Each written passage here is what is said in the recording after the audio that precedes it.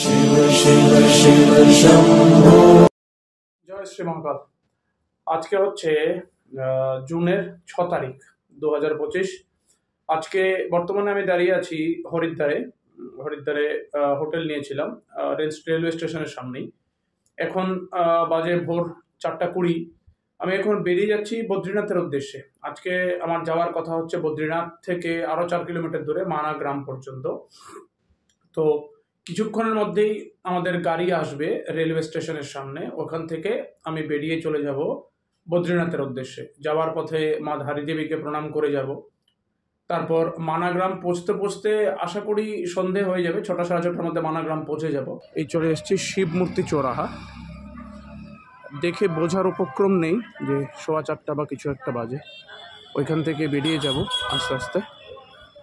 এদিকে একটা রাস্তা চলে গেছে, ওইদিকে আর একটা রাস্তা আছে ওই সাইডের রাস্তাটা ক্রস করে ওখান থেকে বেরিয়ে চলে যাচ্ছি হচ্ছে রেলওয়ে স্টেশনের দিকে। অলমোস্ট রেলওয়ে স্টেশনের কাছে চলে এসেছি। এটা হচ্ছে রেলওয়ে স্টেশন রোড আর সামনেই স্টেশন। সকালবেলা বেশ চেহেল পেহেল আছে বাজারে। খাবার দোকান খুলে গেছে, সবজির দোকান খুলে গেছে, রাস্তায় গাড়ি ঘোড়ার প্রচুর ভিড়। এখন 4 ধামের যাত্রা চলছে, তাই ভিড়টা একটু বেশিই আছে।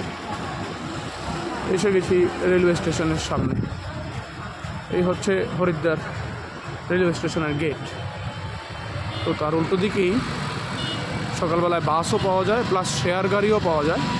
এখান থেকে আপনি শেয়ার গাড়িতে করেও 4 ধামে যে কোনো জায়গায় যেতে পারছেন। এই আমরা বেরোলাম ফর বদ্রীনাথ। আমি তন্ময় আর আমাদের পাইলট সাহেব ভালো।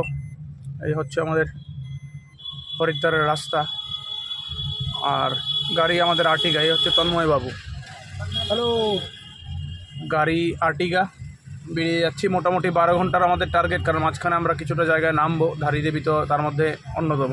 এছাড়াও যদি কোথাও নামার থাকে দেবপ্রয়াগ বা কোথাও, তো নেমে আমরা মোটামুটি 12 ঘন্টায় মানা পৌঁছে যাব এক্সপেক্টেড।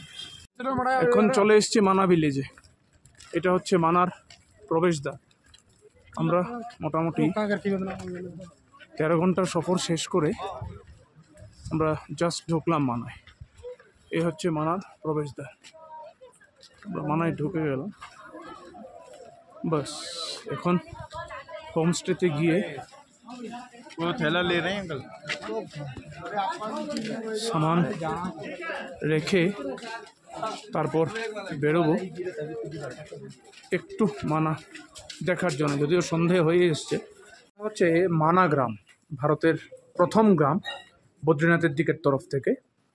তো আমরা আজকে মানা গ্রামে এসে পৌঁছেছি প্রায় 6টা নাগাদ। তখন যদিও সন্ধে হয়নি। তারপর আমাদের ট্রেকার গাইডের সঙ্গে কথা বলতে বলতে, পোর্টারের সঙ্গে কথা বলতে বলতে বেশ সন্ধে হয়ে যায়। তো আমরা এখন এসেছি মানার এই ছোট্ট চায়ের দোকানটাতে। শ্রী মহাকাল। আমরা মানায় জাস্ট একটা স্ন্যাক্স নেওয়ার জন্য বসেছি সন্ধেবেলায়। তো আমাদের স্ন্যাক্স অলরেডি এসে গেছে। এই ভাই আমাদের স্ন্যাক্স সার্ভ করছে। তো এখানে স্ন্যাক্স আমাদের এসে গেছে। এখন আমরা সেই স্ন্যাক্স নিয়ে হয়তো গ্রামের ভেতর দিয়ে মানার কিছুটা ঘুরে তারপর আমরা হোমস্টেতে চলে যাব। হোমস্টেতে চলে যাবো এই কারণ এখানে এসে বেশ ঠান্ডার মধ্যে পড়েছি। দেখেই বোঝা যাচ্ছে শরীরে মোটা জ্যাকেট, মাথায় টুপি, উলেন টুপি, তাতেও ঠান্ডা খুব একটা মানছে না। তো খুব একটা দেরি করবো না, স্ন্যাক্সটা নিয়ে তারপর চলে যাচ্ছি। রাত্রেবেলা আবার আসবো এখানে খেতে ডিনারের জন্য। ডিনারে আমরা অর্ডার কি দিয়েছি সেটা তখনই দেখাচ্ছি। তো আজকে আমরা মানা গ্রামে এসে ঢুকে আমাদের বেস ক্যাম্প হচ্ছে মানা গ্রাম ট্রেকের। এই জায়গায় এসে পৌঁছলাম। কাল সকাল থেকে আমাদের ট্রেক শুরু হবে। এলাম আমরা পঞ্চপাণ্ডবের মূর্তির সামনে। তো এখানে পরপর পঞ্চপাণ্ডবের মূর্তি তৈরি করা আছে। লোক আজকে অনেক, যার জন্য হয়তো একটু বুঝতে অসুবিধা হতে পারে।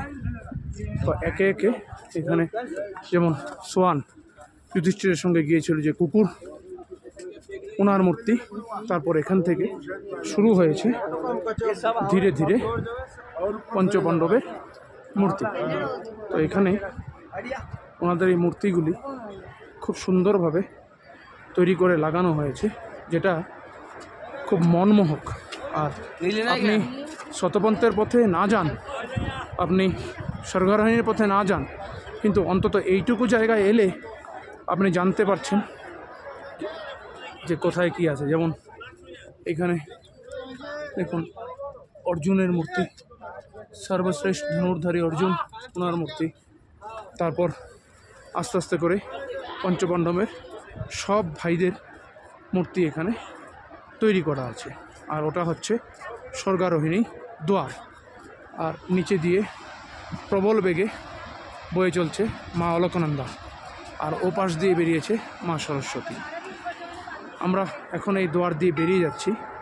আরেকবার ক্যামেরাটা প্যান করলে আমরা প্রত্যেক মূর্তিগুলিকে দেখতে পাচ্ছি, একে একে সার দিয়ে দাঁড়ানো অবস্থায় আছেন ওনারা। তো আমরাও আজকে সেই সত্যের পথে প্রস্থান করব একটু পরেই। মহাকাল মানাগ্রাম ছেড়ে দিয়েছি বেশ কিছুক্ষণ হলো। এটা আমাদের ট্রেকের নিচের দিকের অংশ। নিচের দিকের অংশ এই কারণে বলছি, এখান থেকে তারপর আমাদের চড়াই শুরু হবে। আমরা এতক্ষণ শুধু নিচে নামছিলাম। এই হচ্ছে মা অলকানন্দা। আমরা এই মা অলকানন্দার ধার ধরে ধরে এগিয়ে যাব। সামনে একটা ক্যান্টিলিভার ব্রিজ আছে, ওই ব্রিজটা ক্রস করে আমরা ওই পাশটায় যাব। আর বর্তমানে ট্রেক চলছে আস্তে আস্তে স্টিকের সাহায্যে। এই হচ্ছে আমার স্টিক। তো স্টিকের সাহায্যে আস্তে আস্তে এগিয়ে যাচ্ছি। সামনে আমাদের গাইড চলছে, গাইডের সঙ্গে ব্লু কালারের ব্যাগ নিয়ে যিনি যাচ্ছেন উনিও আমাদের মতোই ট্রেকার। উনি এসছেন ইউকে থেকে, আর আমরা তো আছিই সঙ্গে। ওইদিকে আমাদের আরও দুজন ট্রেকার আসছেন, আর আমাদের একটা পার্ট ওইখানে অলরেডি ক্রস করে গেছে ব্রিজ। তো শতপন তাল trek is a toughest trek. সেটা অনেকে মডারেট বলে থাকে বা লিটল হার্ড বলে, কিন্তু মডারেটও না লিটল হার্ডও না, সেটা হার্ড ট্রেক। কিছুটা জায়গা অবশ্যই মডারেট লাগতে পারে যেখানে ট্রেল বানানো আছে। তারপর থেকে তো আসল কাহিনীটা শুরু হবে আর 1 কিলোমিটার পর থেকে। আমরা সামনেই গিয়ে একটা ফরেস্ট চেকপোস্ট পাবো, ওইখানে গিয়ে আমাদের পারমিটটা দেখাতে হবে। পারমিট দেখিয়ে তারপর আমরা ওঠা শুরু করব। আপাতত এই ক্যান্টিলিভার ব্রিজটা ক্রস করছি। ওইদিকে কিছু লোক যাচ্ছে দেখা যাচ্ছে, ওই রাস্তাটা বদ্রীনাথ থেকে আসে, এসে এখানে আবার মানাতে ওঠা যায়। আর উপরে হচ্ছে এটা আইটিবিপির ক্যাম্প। আমরা আইটিবিপি ক্যাম্পের ঠিক নিচ দিয়েই বেরিয়ে যাব। তো ট্রেকের বাকি টুকরো টুকরো ছবি সবার সাথে শেয়ার করব। জয় বদ্রী বিশাল। এই হচ্ছে শতপন তালের একটা ম্যাপ করা আছে এখানে। ম্যাপটাকে জুম করলে মোটামুটি সবটা ডিটেলস দেওয়া আছে। ভিডিও পজ করে পরে নেওয়া যাবে। প্রায় 1 কিলোমিটার আসার পর আমরা এসে পৌঁছেছি মাতা মূর্তি মন্দিরে।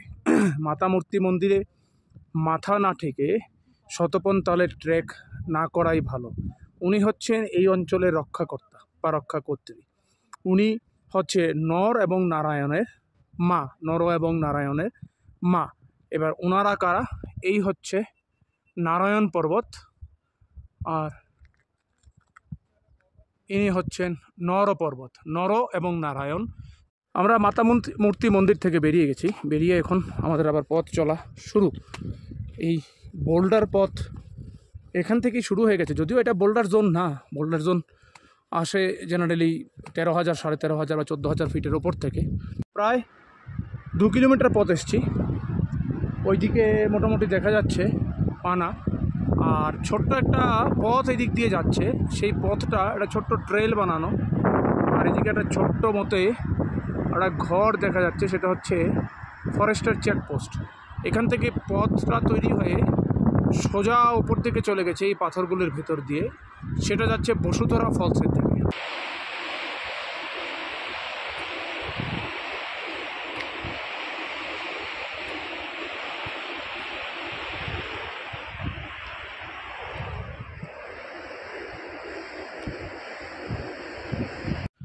আরও প্রায় 1 কিলোমিটার পথ এসে গেছি।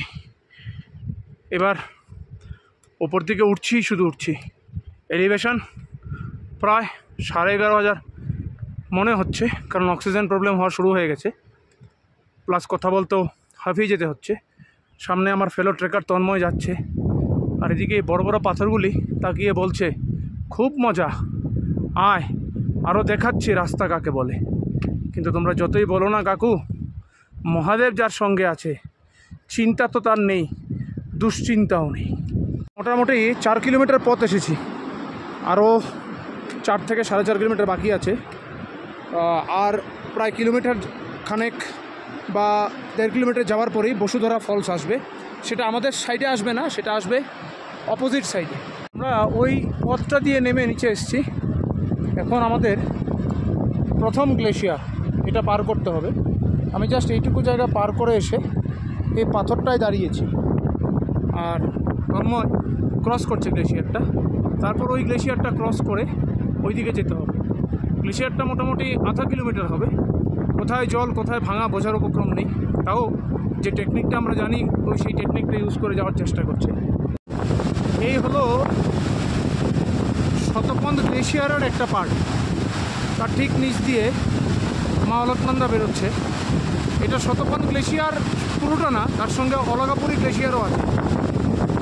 এটা অলকনন্দা নদীর উদ্গম স্থলের খুব কাছাকাছি, যদিও এটা উদ্গম স্থল না, উদ্গম স্থল আরেকটু বাট কাছাকাছি। এই গ্লেশিয়ারটা আমাদের ক্রস করতে হবে, আর বর্তমানে এই গ্লেশিয়ারটা ক্রস করে এসেছি।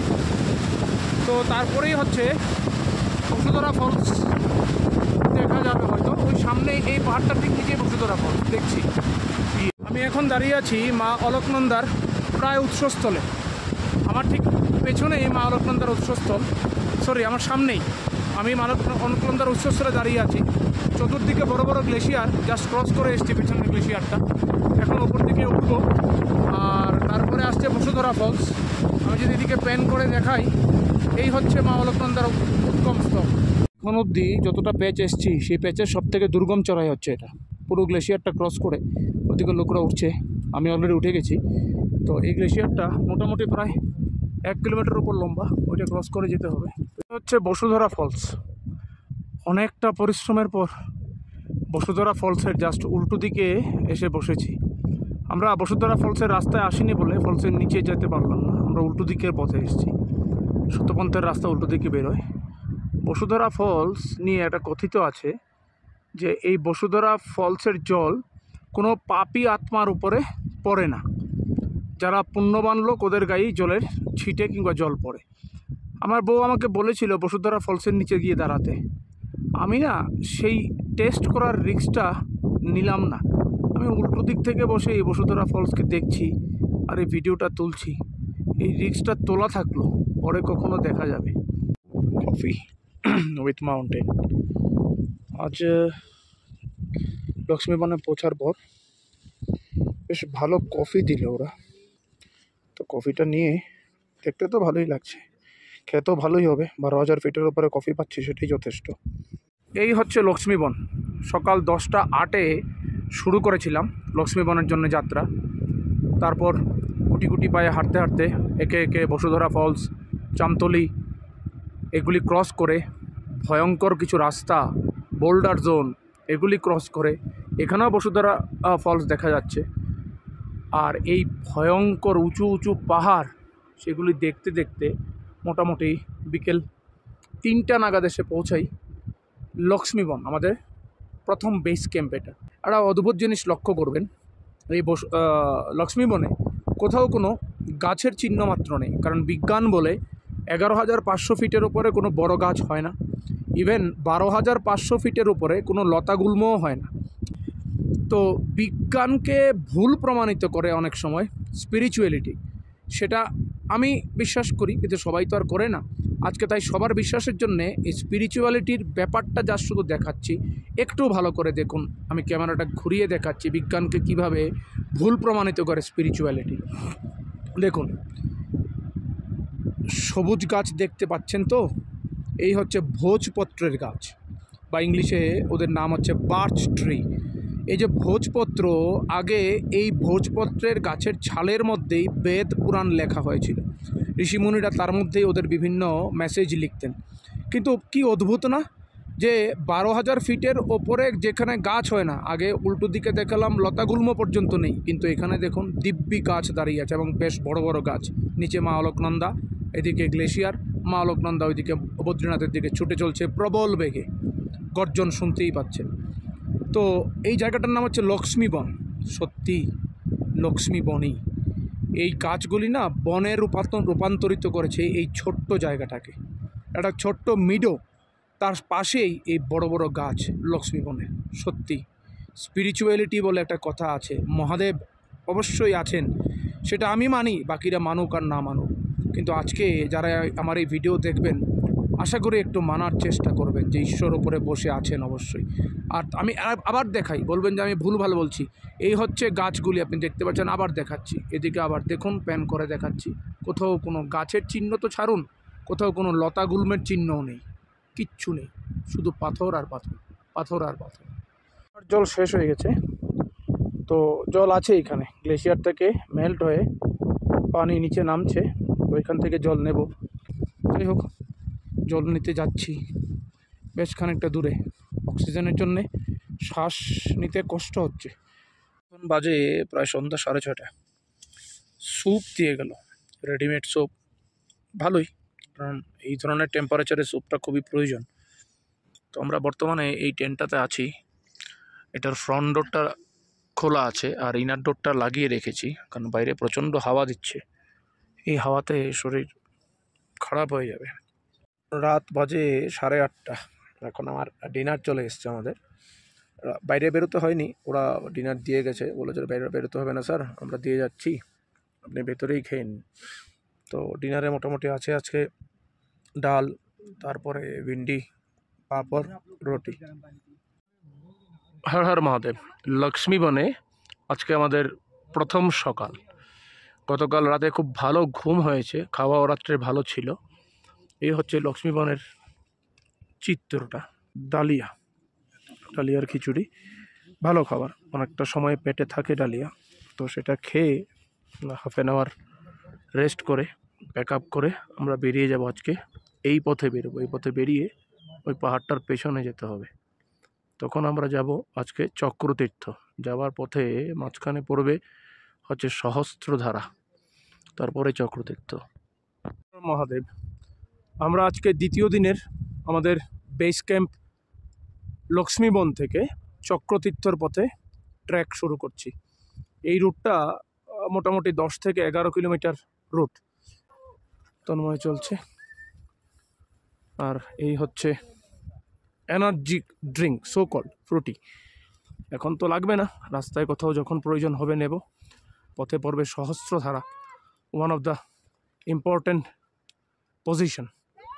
তো দেখাচ্ছি, ওই স্নোকেপ মাউন্টেনটার পেছনে যেতে হবে, এদিকে একদম খাড়া চড়াই উঠতে হবে। এখন এটা হচ্ছে পাহাড়ের একটা ইম্পর্টেন্ট ফুল, ইংলিশ নাম রডোড্রেন্ড্রন, আর লোকালরা ওকে বুরহানস বলে। তো বুরহানস পাহাড়ে অনেক পাওয়া যায়, নিচে এদিকেও আছে। এই বুরহানস থেকে না জুস হয়, এবং এই জুস খুব উপকারী শরীরের জন্য।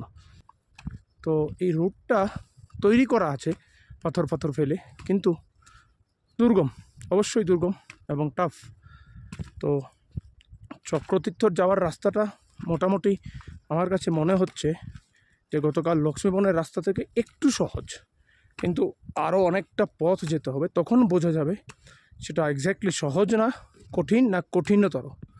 জলের প্রয়োজনীয়তা এখনও হয়নি, জল এখনও নিতে হয়নি, দেখি কতক্ষণ যেতে পারি জল ছাড়া। অক্সিজেন লেভেল খুব কম, শ্বাস নিতে কষ্ট, তাই কথা বলতে হাঁপিয়ে যাচ্ছে। এটা একটা ছোট্ট গুফা টাইপ, যেখানে কোনো এক সময় মহাপুরুষরা কেউ থাকতেন, তপস্যা করতেন। জায়গাটার নাম হচ্ছে বেল পার্টি। তো এখান থেকে এখন উঠতে থাকবো, ওই হোয়াইট কালারের পর্বতটার পরেই হচ্ছে নীলকণ্ঠ পর্বত, আমার মহাদেবের স্থান। প্রায় 3 কিলোমিটার এসেছি লক্ষ্মীবন থেকে, আর এই গ্লেশিয়ারটা এখন ক্রস করতে হবে। নিচ থেকে উঠে এসেছি, আর দূরে ট্রায়াঙ্গেল শেপের যে স্নো ক্যাপ মাউন্টেন দেখা যাচ্ছে, এর নাম হচ্ছে একদন্ত। একদন্ত মানে গণেশ মহাদেবের মহাশয়ের একটাই জাত, তাই একদন্ত বলে এটাকে। এর ডান দিকে আছে পার্বতী পর্বত, আর বাঁ দিকে আমার মহাদেবের মাউন্ট নীলকণ্ঠ। এখন বাকি অংশটা চড়ছি, ভেলো ট্রেকাররা যাচ্ছে। যে খাড়া মতো পাহাড়টা দেখতে পাচ্ছেন, একে বলা হয় ভীম গদা। এটাকে ভীমের গদা হিসেবে কনসিডার করা হয়। বলা হয় মহাবলী ভীম স্বর্গে যাওয়ার এই পথ ধরেই তো এসেছিলেন। মহাবলী ভীম তারপরে আর যেতে পারেননি, উনি এখানে ওনার গদাটাকে ছাড়েন, এবং এটাকেই সেই ভীম গদা, পবিত্র ভীম গদা বলা হয়। অসাধারণ জায়গার সামনে বর্তমানে দাঁড়িয়ে আছি, পুরোটাই গ্লেশিয়ার, একদম নিচ পর্যন্ত গ্লেশিয়ার উঠে এসেছি। আর যেখানে দাঁড়িয়ে আছি তার আমার পেছনে ঠিক এই যে খাড়া পাহাড়টা দেখা যাচ্ছে, এটাকে বলা হয় ভীম গদা। মহাবলী ভীম ওনার গদা এখানে রেখেছিলেন এবং এটাকেই গদা স্বরূপ হিসেবে মানা হয়। তারপরে ভীম ওনার দেহত্যাগ করেন, উনি আর আগে যেতে পারেননি। তো আমরা সবাই এখানে এসে দাঁড়িয়েছি কিছুটা সময়। অক্সিজেন লেভেল খুবই কম, তাই খুব একটা কথা বলছি না, বাকি কথা আস্তে আস্তে চক্রতীর্থে গিয়ে হবে। সবকে সাথ এই হচ্ছে নীলকণ্ঠ পর্বত, সেই পবিত্র নীলকণ্ঠ পর্বত, মহাদেবের বাসস্থান। এই কিছুক্ষণের মধ্যে পর্বতের একদম নিচে পাদদেশে যেতে পারবো। বেশ খানিকটা কষ্ট করে চড়াই উতরে ভেঙে এসে পৌঁছেছি আমার মহাদেবের পায়ের তলায়। এটা আমরা চলছি সহস্রধারার নিচ দিয়ে। সহস্রধারা তো আর এখন নেই, বরফ কমে গেছে বলে জলের ধারাও কমে গেছে। ওইখানে কিছু কিছু উপর থেকে ধারা নেমে আসছে। এখানে যে বড় ধারাটা নামছে সেটা নীলকণ্ঠ পর্বত থেকে আসছে, তার সঙ্গে বেশ কয়েকটা ছোটো ছোটো আরও আছে। শুনলাম সামনে গেলে আরও গোটা 10-15 ধারা থাকবে, সহস্রধারা। চড়াই চড়তে হচ্ছে, শ্বাস উঠছে কথা বলতে। পুরোটাই বোল্ডার জোন, পাথরের উপর পা রেখে চলতে হচ্ছে খুব সাবধানে। তো সহস্রধারার একটু পরেই আমাদের চলে আসবে চক্রতীর্থ। এই পথটা পুরো স্বর্গারোহিণীর দিকে গেছে। তো দেখা যাক আমরা কতটুকু কাছে গিয়ে দেখতে পারি সেটা। এই হচ্ছে অলকাপুরী গ্লেশিয়ার। অলকাপুরী গ্লেশিয়ার থেকেই মা অলকনন্দার উৎপত্তি। আমি জাস্ট অলকাপুরী গ্লেশিয়ারের ওপরটায় দাঁড়িয়ে আছি। দেবপ্রয়াগে অলকনন্দা এবং ভাগীরথী মিশে গঙ্গা মায়ের সৃষ্টি করেছে। এই হচ্ছে সেই অলকাপুরী গ্লেশিয়ার। দুর্ভেদ্য জায়গা, আসা খুব মুশকিল এবং সেটা বোঝা খুব টাফ। গ্লেশিয়ারটা কত বড়, এটা পুরোটাই কিন্তু গ্লেশিয়ার। দেখলে মনে হচ্ছে সে মুড়ি পাথর পড়ে আছে মাটির মতো কালার, কিন্তু সেটার নিচে হচ্ছে গ্লেশিয়ারটা। এই যে জলধারা নেমে আসছে সেটা নীলকণ্ঠ পর্বত থেকে নামছে। মহাদেবের জটায় মা গঙ্গার বসবাস এবং মহাদেবের জটা থেকে মা গঙ্গার উৎপত্তি আমরা সবাই জানি, যেটা গোমুখ রূপে বেরিয়েছিল ভাগীরথী নদী রূপে। কিন্তু এই জায়গাটায় এই যে ধারাটা বেরোচ্ছে সেটা মাউন্ট নীলকণ্ঠ থেকে আসছে বা নীলকণ্ঠ পর্বত থেকে আসছে। স্বয়ং মহাদেব ওনার ভক্তদের জলের পেপাসা মেটানোর জন্যই সেটা পাঠাচ্ছেন। নীলকণ্ঠ পর্বত থেকে নেমে আসা আরেকটি ছোট্ট জলধারা। ওইদিকে একটা গ্লেশিয়ার দেখা যাচ্ছে হালকা, এখানে কিছু বরফ আছে, সেটা যদিও পুরনো। তো এই বরফ গলা জল এদিক দিয়ে নেমে মা অলকনন্দায় গিয়ে মিশছে। তো ওরা ছোট্ট জলধারা, এই জায়গায় এসে মহাদেব সত্যি জলের অভাব পূরণ করে দিয়েছেন। পেট ভরে জল খেয়েছি এবং সঙ্গে নিয়েছিও। নীলকণ্ঠ পর্বতের প্রায় পাদদেশে এসে আমাদের ফেলো ট্রেকারদের জন্য অপেক্ষা করছি। ওরা অনেকটাই পেছনে। অনেক খুঁজে পেতে একটা এরকম ন্যাচারাল কেভ পেলাম, যার মধ্যে বসেছি। আর ভয়ও হচ্ছে, কোনো ভালুক ফালুকের গুহা না তো, আর পেছন থেকে এসে পিঠ চুলকোবে যে আমার জায়গায় বসছিস কেন। তাও আবার একটু সাহস জোগাড় করে গুহাটায় বসলাম। অতীব তেজে না রোদের, চামড়া একদম শরীরের খুব বাজে অবস্থা হয়ে যাচ্ছে। যতই সানস্ক্রিন, তা আবার SPF 50+ মেখে আসি না কেন, সূর্যদেব হাসেন যে তোমার SPF আমি কিছুক্ষণের মধ্যেই বার করছি। এই হলো নীলকণ্ঠ পর্বত। নীলকণ্ঠ পর্বত থেকে অসংখ্য ঝর্ণা নিচের দিকে আসছে নেমে। নীলকণ্ঠ পর্বতের যে সাদা ভাব সেটা এই আশেপাশের সব পর্বত থেকে বেশি উজ্জ্বল। কারণ তো হবেই, কারণ স্বয়ং মহাদেবের বাস না এই নীলকণ্ঠ পর্বতে। প্রায় পৌঁছে গেছি চক্রতীর্থর কাছাকাছি। এখানে এই জায়গাটা যেখানে আমি দাঁড়িয়ে আছি সেটা একটা জলাভূমি। যতগুলি ধারা নামছে না ওপর থেকে, সহস্রধারা, এই সহস্রধারার জলগুলি মেল্ট হয়ে কিছু কিছু এখানে চলে আসে এবং প্রচুর এখানে জল জমে আছে। এটা তালাব, ওদের ভাষায় তালাব বলে, ছোট্ট লেকের মতো তৈরি হয়ে আছে। প্রায় 5 কিলোমিটার চলার পর চক্রতীর্থের খুব কাছাকাছি এসে এখন লাঞ্চের জন্য বসেছি।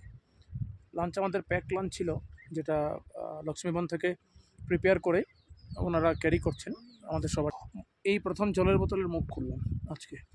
মাঝখানে দুটো ঝর্ণাতে জল খেয়েছি, আজকে মহাদেব খুবই কৃপা করেছেন যে জলের জন্যে খুব একটা কষ্ট করতে হয়নি।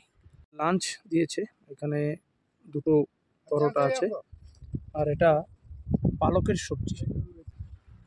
পাহাড় এত বড়, ক্যামেরার লেন্সে কভার করা মুশকিল। আর ওইদিকে গ্লেশিয়ার। আমরা এই মধ্যিখানের রাস্তাটা দিয়ে ওই স্নো পিকড মাউন্টেনটার একটু কাছাকাছি যাব, খুব একটা কাছে না, একটু কাছাকাছি, ওইখানে আমাদের ক্যাম্প পড়বে। চক্রতীর্থ আর 1 কিলোমিটারের মতো রয়ে গেছে। আমরা ওই নিচ থেকে উঠে এসেছি, ওই নিচের গ্লেশিয়ারগুলি ক্রস করে। এটা একটা ভয়ঙ্কর প্যাচ ছিল, পুরো বোল্ডার জোন। এখানে দেখুন একজন পোর্টার আসছে, ওরা নেপালি হয়, প্রচণ্ড পরিশ্রমী হয় এবং ওদের জন্য এইসব যাত্রা সম্ভব হয়। তার লোডটা দেখুন, চিন্তা করে কী পরিমাণ লোডও নিয়েছে। আমরা আর হয়তো 1 কিলোমিটার গেলেই চক্রতীর্থে পৌঁছে যাব। প্রায় 7 ঘন্টার ট্রেকিংয়ের পর অবশেষে চক্রতীর্থ এসে পৌঁছলাম। এই হচ্ছে চক্রতীর্থ। চক্রতীর্থ একটা মিডো পাহাড়ের মাঝে। অবশেষে চক্রতীর্থ দেখতে পেয়ে অনেকটা খুশি লাগছে, কারণ আস্তে আস্তে দেখছি শরীরও জবাব দিচ্ছে। পা নিয়ে কোনো সমস্যা সেরকম নেই, কিন্তু অক্সিজেনের সমস্যার জন্য শ্বাসের সমস্যা হচ্ছে। এই রাস্তাটা এখন ক্রস করে নিই আস্তে আস্তে, তারপর চক্রতীর্থে গিয়ে বাকি দেখাচ্ছি আপনাদের। জয় শ্রী মহাকাল। আজকে হচ্ছে 9ই জুন, বাজে সকাল প্রায় 5:30। আমরা মোটামুটি তৈরি হয়ে গেছি ফ্রিশন আপ হয়ে স্বর্গারোহিণী এবং সত্যপন তালের যাত্রার উদ্দেশ্যে। আমি আর টেন্ট থেকে বেরোইনি, বাইরে রোদ এসছে যদিও শরীর গরম করার জন্য যথেষ্ট, কিন্তু কালকে রাত্রের প্রচণ্ড ঠান্ডা শরীরটাকে একদম কাবু করে দিয়েছে মনে হচ্ছে। যাই হোক, মোটামুটি সকালের যাবতীয় কাজ সম্পূর্ণ হয়ে গেছে, শুধু ব্রেকফাস্টের অপেক্ষায় আছি। ব্রেকফাস্ট শেষ করে আজকে আমরা বেরিয়ে যাব হচ্ছে স্বর্গারোহিণী এবং সত্যপন তালের যাত্রায়। আমাদের আজকে টোটাল যাত্রা হবে যাওয়া আসা মিলিয়ে প্রায় 10 থেকে 10.5 কিলোমিটারের কাছাকাছি। আর আগামীকাল আমরা নিচের দিকে নামা শুরু করব, ডিসেন্ট শুরু হবে আগামীকাল থেকে। তো আগামীকাল পর্যন্ত জীবিত থাকাটাই হচ্ছে এখন চ্যালেঞ্জ। প্রচণ্ড ঠান্ডা, বিপদসংকুল পথ। কালকে রাত্রেবেলা শুনলাম একটা জায়গাতে গ্লেশিয়ার আবার নিচের দিকে নেমে এসছে খিসকে। তো এরকম বিপদসংকুল জায়গায় বসে কতটুকু নিচে সেফলি যাওয়া যাবে সেটা একটা চ্যালেঞ্জের কথা। যাই হোক, মহাদেবের আশীর্বাদ নিয়ে আজকে পথ চলা শুরু করবার কিছুক্ষণ পরেই। আজকে আমাদের এই চক্রতীর্থ ক্যাম্প থেকে শতপন তাল পর্যন্ত যাওয়ার রাস্তার কিছুটা অংশ আমি শেয়ার করার চেষ্টা করব, কারণ শুনতে পাচ্ছি এই রোডটা প্রচণ্ড বিপদসংকুল। যার জন্য আমাদের প্রত্যেকের সঙ্গে একজন করে এক্সট্রা পোর্টার যাবে, যারা লাগেজ ক্যারি করবে না কিন্তু আমাদের হেল্প করার জন্য যাবে। তো দেখি শতপন তালে গিয়ে স্নান করার ইচ্ছা আছে, কতটুকু করতে পারি জানি না। তো সেই প্রস্তুতি নিয়েই যাচ্ছি, বাকিটা বাবা মহাদেবের আশীর্বাদ। জয় শ্রী মহাকাল। চক্রতীর্থ থেকে সকালটা শুরু হোক মাউন্ট চকাম্বার অপরূপ দৃশ্য দিয়ে। এই হচ্ছে মাউন্ট চকাম্বা। চকাম্বা ইন্টারন্যাশনালি অ্যাক্লেমড একটা মাউন্টেন পিক। তো প্রচুর এক্সপেডিশন চকাম্বাতে হয়, অনেক লোক চকাম্বা ক্লাইম্ব করতে আসে। তার সঙ্গে হচ্ছে কুঞ্জ পর্বত, আর বালাকুঞ্জ ছিল পেছনে চলে গেছে। আর এই যে পর্বতখানা গ্লেশিয়ারে ঢাকা, এ হচ্ছে পার্বতী পর্বত। প্রথম হচ্ছে পার্বতী 1, তারপর একটা পার্বতী 2। চক্রতীর্থ থেকে করিবান 7:15 বেরিয়েছি আজকের ফাইনাল ট্রেকের জন্য। চক্রতীর্থ থেকে যাব আজকে শতপন তাল এবং স্বর্গারোহিণী স্টেপস। প্রায় আধা পৌনে 1 কিলোমিটার এসছি ক্যাম্প থেকে। খুব পরিশ্রম, খুব কষ্ট হয় কথা বলতে, তাই দাঁড়িয়েই নিচ্ছি। যেখানে যেখানে পৌঁছবো ইনফরমেশনগুলি শেয়ার করতে থাকবো। এখন জাস্ট পৌঁছলাম শতপন্থ লেকের আগের পিকটায়। তো এদিকে গ্লেশিয়ার দেখা যাচ্ছে, শতপন্থ গ্লেশিয়ার, বা ওটা আবার সামনে গিয়ে অলকাপুরি গ্লেশিয়ারের সঙ্গে মিশেছে। এখন আমরা সবাই আমাদের পোর্টার ভাইরা সহ বসে আছি শতপন্থ পিকে। এই যে সেই পতাকা যেটা নিচ থেকে আমরা দেখে এসেছি শতপন্থ পিকের। তো একটা সাকসেসফুল ট্রেক বলতে পারি, যে এইটুকু পর্যন্ত মহাদেব ওনার আশীর্বাদে আমাদের এনেছেন। আমিও পৌঁছতে পেরেছি সঠিকভাবে। এবার এইখানে কিছুক্ষণ রেস্ট নিয়ে তারপর আবার এই নিচের দিকে নামবো। নিচের দিকে নেমে ওই গ্লেশিয়ারটা ক্রস করে ওই দেখা যাচ্ছে স্বর্গারোহিণী স্টেপস ওই সাইডে। তো ওইটুকু পর্যন্ত যেতে পারি কিনা দেখি। এই হচ্ছে স্বর্গারোহিণী স্টেপস বা স্বর্গারোহিণী সিঁড়ি। যে যাই বক্তব্য বলুক না কেন, সায়েন্টিফিক এনক্লোজার, তারপর তার সঙ্গে স্পিরিচুয়ালিটি সব মিলে একাকার। প্রত্যেকেই তার নিজেরটাই পয়েন্টটাকে স্টিক রাখতে চায়। ওই তর্কে নাই গেলাম। এইটুকু জানি যে এটাই হচ্ছে শতপন্থের পর থেকে স্বর্গারোহিণী স্টেপস বা স্বর্গে যাওয়ার সিঁড়ি। এই রাস্তায় যুধিষ্ঠির এবং ওনার সোয়ান নিচে শতপন্থে স্নান করে স্বর্গে প্রস্থান করেছিলেন।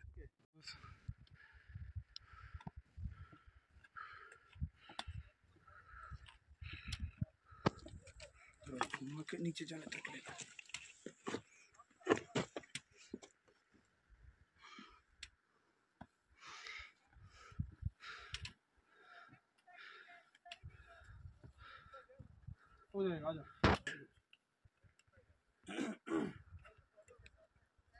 বহু প্রতীক্ষার পরে পৌঁছলাম শতপন্থ লেক। এই হচ্ছে সেই শতপন্থ লেক যেখানে ধর্মরাজ যুধিষ্ঠির এবং কুকুররূপী যমরাজ স্নান করে মর্তলোক ছেড়ে স্বর্গলোকের দিকে পাড়ি দিয়েছিলেন। মহাদেব, এই আমার মহাদেব। শতপন্থ লেকের ধারে আমার মহাদেবের মন্দির। হর হর মহাদেব, শম্ভো শম্ভো শম্ভো। এই হচ্ছে সেই পবিত্র শতপন্থ তাল। জয় শ্রী মহাকাল। আমি এখন বসে আছি পবিত্র শতপন্থ লেকের ধারে। এই লেকেই স্নান করে যুধিষ্ঠির এবং কুকুররূপী যমরাজ মর্তলোক ছেড়ে স্বর্গলোকে পাড়ি দিয়েছিলেন। ওইদিকে স্বর্গারোহিণী স্টেপস আছে। বহু কষ্টের পর আজকে শতপন্থ তালে এসে পৌঁছেছি। স্নান করে প্রচন্ড ঠান্ডা, কিন্তু স্নান করার পর ঠান্ডার অনুভূতি একদম টোটালি গায়েব। তো আমি বলি কি, যদি শরীরে সামর্থ্য থাকে একবার শতপন্থ তাল আসবেন। এই জায়গা সত্যিই পবিত্র। আর যারা বিজ্ঞান নিয়ে নাড়াচাড়া করেন, যাদের মাথায় আছে যে এইখানে জল তো গ্লেশিয়ার থেকে আসছে ইত্যাদি ইত্যাদি, আমি তাদের সঙ্গে তর্কে যেতে চাই না। এই জায়গা আমার কাছে আমার মহাদেবের পবিত্র স্থান। এই হচ্ছে আমার পেছনে পবিত্র শতপন্থ তাল। আমি শতপন্থ তালে এসে পৌঁছেছি প্রায় আধা ঘন্টা 40 মিনিট হয়েছে। আমরা সবাই এসে পৌঁছেছি। এসে প্রথমেই শতপন্থ তালের পবিত্র জলে স্নান করলাম। এই স্নান জীবনের সব থেকে বড় প্রাপ্তি আমার কাছে অন্তত। আমার মহাদেবের মন্দির উপরে আছে, বাবাকে প্রণাম করে সরাসরি নিচে স্নানের জায়গায় চলে এলাম। অভূতপূর্ব শান্তি এই জায়গা। ভোলেনাথ, শিব শিব, শম্ভো শম্ভো শম্ভো শম্ভো শম্ভো।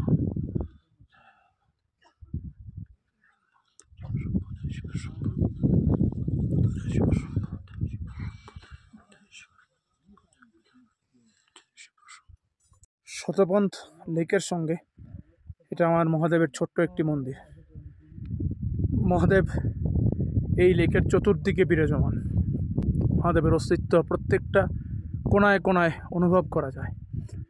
এই এত বড় গ্লেশিয়ার, যার থেকে এই মহান শতপন্থ লেকের সৃষ্টি, তা দেখার জন্যে দূর দূরান্ত থেকে লোক আসেন।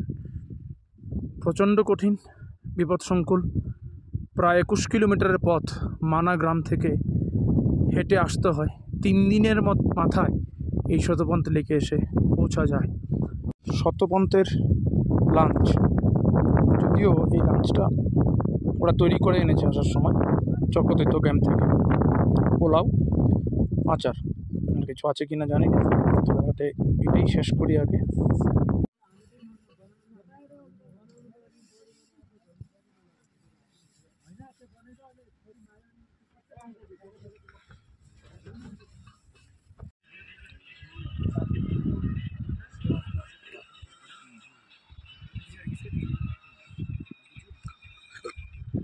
চক্রতীর্থ ক্যাম্পে বসে আছি। ঠান্ডা অলরেডি তার রূপ দেখানো শুরু করেছে। বাইরে প্রচণ্ড ঠান্ডা, আমি যদিও বেরোইনি, তন্ময় বেরিয়ে এসেছিল। মোটামুটি শরীরের সব অঙ্গ কাঁপছে ঠান্ডায়। আর এই দিয়ে গেল ডিনার, ভালোই দিয়েছে, রুটি, ডাল, আর হয়েছে পনির। তো আমি একটা রুটি আর তন্ময় একটা রুটি খাবো, তাই আমার প্লেটে রুটি দেখা যাচ্ছে না। আমি তন্ময়ের রুটি ওইখান থেকে একটা রুটি নিয়ে নিচ্ছি, বাকি গরম জল দিতে বলেছি, দিয়ে যাবে। কাল আবার সকাল 7টায় এখান থেকে যাত্রা শুরু করব লক্ষ্মী বনে। প্রচণ্ড বেগে বয়ে চলা ঝর্ণা এখন ক্রস করবো। জুতো খুলে গলায়, হাতে স্টিক, জুতো খুলে এখন এই ঝর্ণা ক্রস করতে হবে। দেখি, করছি। প্রচণ্ড বেগের ঝর্ণা, প্রচণ্ড বেগে। আর মহাদেব, আজকের সকালটা শুরু হচ্ছে মাতা পার্বতীর চরণে প্রণাম করে। এই হচ্ছে পার্বতী পর্বত, বাদিকে পার্বতী ইস্ট বা পার্বতী 1, ডান দিকে পার্বতী ওয়েস্ট বা পার্বতী 2। আজকে আমি নেমে যাব নিচে, চৌখাম্বাকে শেষ বিদায় জানিয়ে তারপর বালাকুন।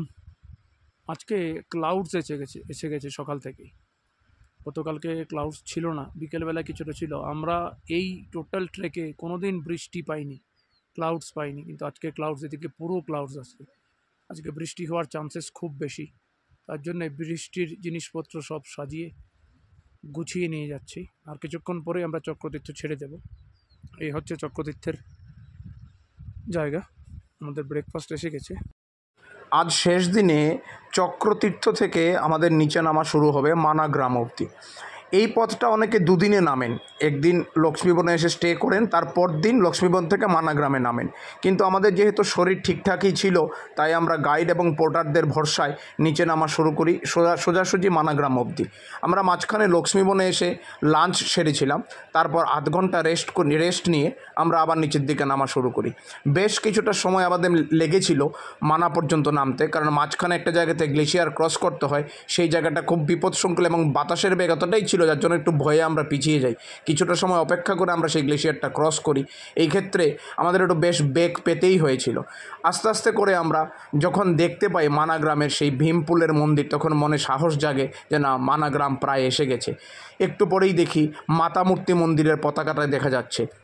মনে আরেকটু আশা জাগে যে না, আর 1 কিলোমিটার গেলেই তো প্রায় মানা চলে এসেছি। মাতামূর্তি মন্দিরে মাথা ঠেকিয়ে আস্তে আস্তে ক্যান্টিলিভার ব্রিজ ক্রস করে আমাদের ট্রেক শেষ করি মানায়। আমার এই 4 রাত্রি 5 দিনের ট্রেকটি আমি সম্পূর্ণ করেছি মানা গ্রামের এই সুরজ সিং রাবত অথবা এম হিল অ্যাডভেঞ্চার নামক ট্রাভেল কোম্পানির সঙ্গে। ওনাদের সহায়তায় আমার এই সম্পূর্ণ ট্রেকটা আমি খুব ভালোভাবে সম্পূর্ণ করতে পেরেছি। বাবা নীলকণ্ঠ মহাদেবের দর্শন করতে পেরেছি, শতপন্থ লেকে পবিত্র জলে স্নান করতে পেরেছি এবং স্বর্গারোহিণী বা স্বর্গে যাওয়ার সেই পবিত্র সিঁড়িখানি আমি দর্শন করতে পেরেছি। সে আমার কাছে এক অভূতপূর্ব অনুভূতি। সঙ্গে আমার মহাদেব তো রইলেন, মহাদেবের আশীর্বাদ ছাড়া এটা করা কিছুতেই সম্ভব ছিল না।